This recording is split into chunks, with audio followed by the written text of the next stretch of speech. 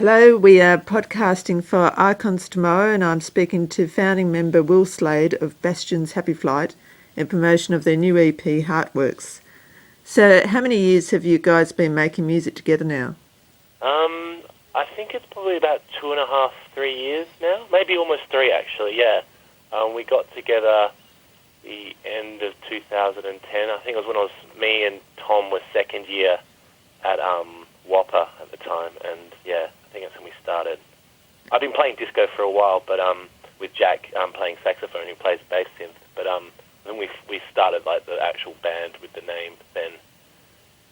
What's Whopper? Whopper. Oh, sorry. It's West Australian Academy of Performing Arts. It's like the equivalent of NIDA or VCA, but for Western Australia. I think Hugh Jackman went there. But, Right. Me and Tom did the sound design course there, and Jack and Alex did the jazz course there. And that's how I knew Jack from high school, but that's how we all met up. Okay. The music has a very 80s vibe. How did this come about? Well, it wasn't like we're not really like cashing in on 80s sound. There's just a lot of music that because both me and Jack started DJing, and we really enjoyed 80s.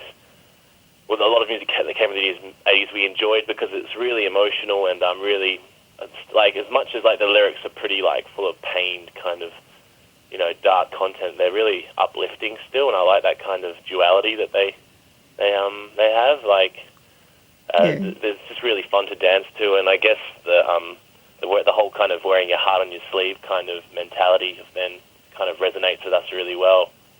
So, I mean, I guess there's a lot of 80s sound in our music. I guess that's maybe because we're going for a bit more of a hi-fi sound. But I wouldn't say we're just playing 80s music these days. We're just, playing music that we enjoy. Okay.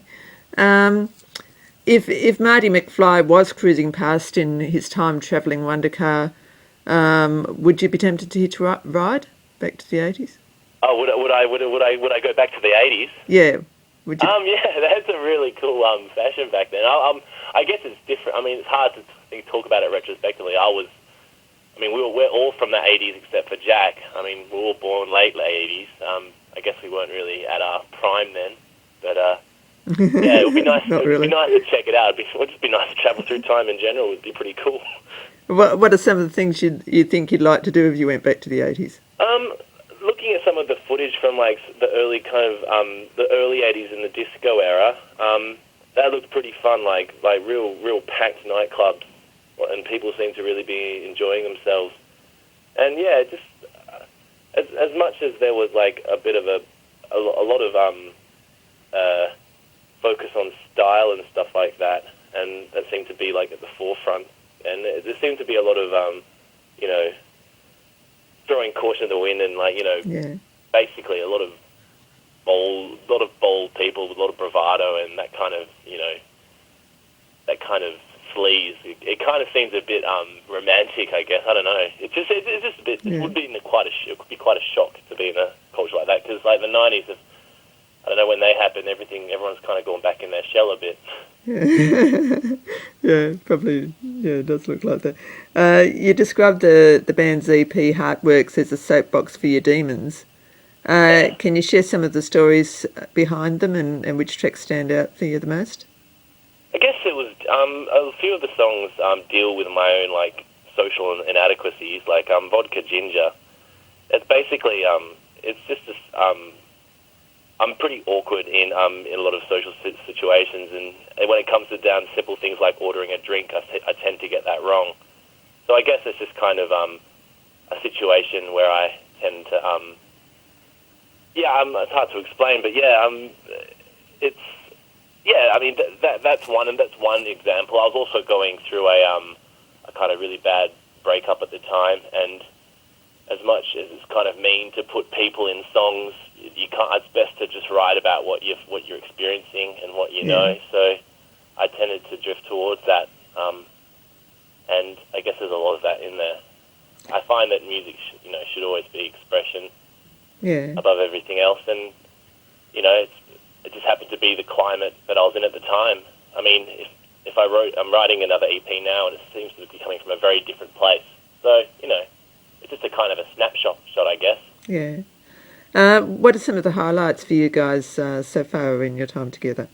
I've had some of the festivals we've played have been really, really fun. Southbound was a great week because we went down early and rehearsed a bit and played a lot of frisbee, and going down to Bustleton and getting away is really nice. So that was a really fun thing. Live gigs is always the highlights because predominantly that's what we want to do.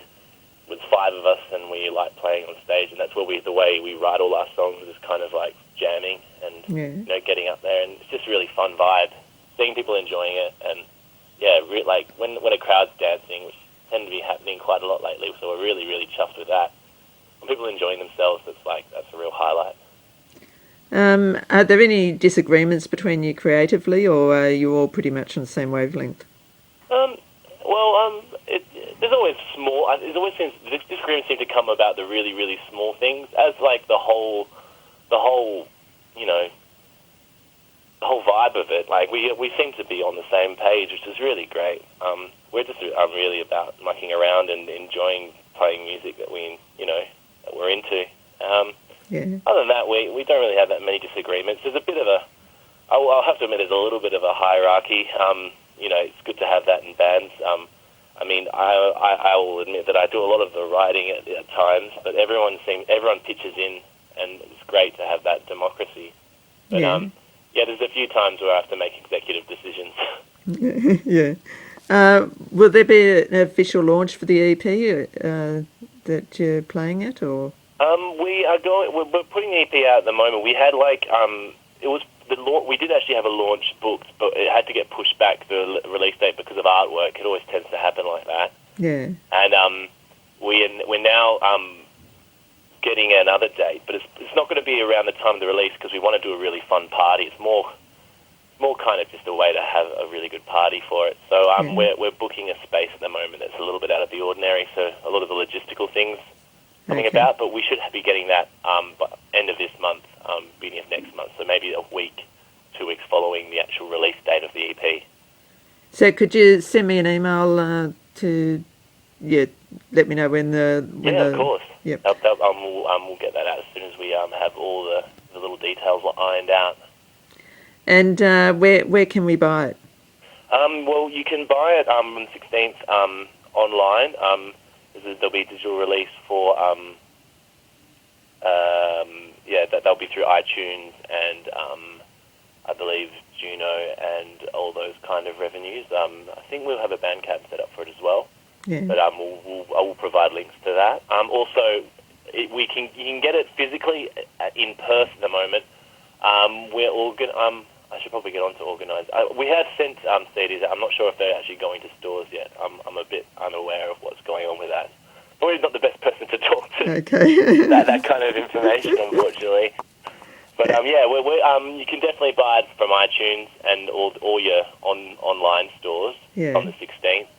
And then I think maybe ordering will become an option in the future if you want a physical copy. Okay, and are there any amusing anecdotes that you can share from your career, perhaps maybe of things that haven't always gone to plan? To do with this EP in general? To do with the EP, to do with anything that maybe hasn't quite gone to plan and maybe a bit amusing?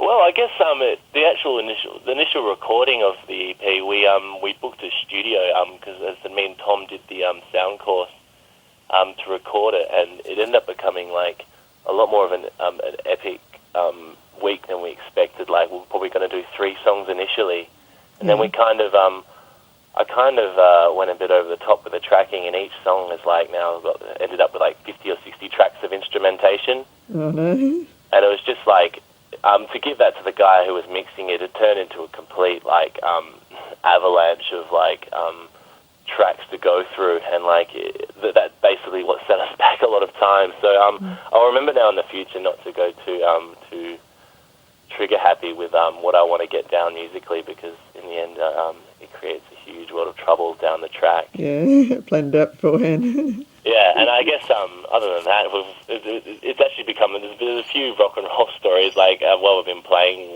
there's been instances where a bra's been chucked at us on stage, and that's always a good tick to have All right. has happened. But yeah, it's really fun just mucking around with the guys. We've got a really good rapport, and I guess every day when we're rehearsing, there's always something fun to do, and yeah, it's been a fun experience. Okay. Thanks very much for your time, Will. No worries. Thank you for having me.